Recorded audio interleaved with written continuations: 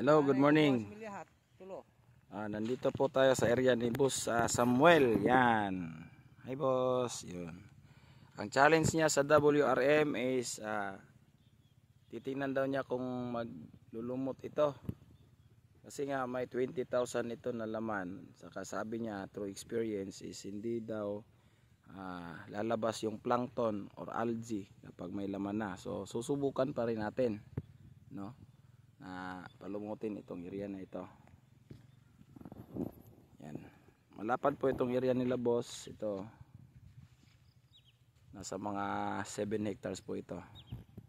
Dalawang ano lang yan, hilera. Pangatlo ito kasi nursery area nila ito eh. Susubukan natin yan within this 2 weeks. Malagyan na natin ito ng ano natin, CBM at saka IEG CAF. Yan po. Maraming salamat.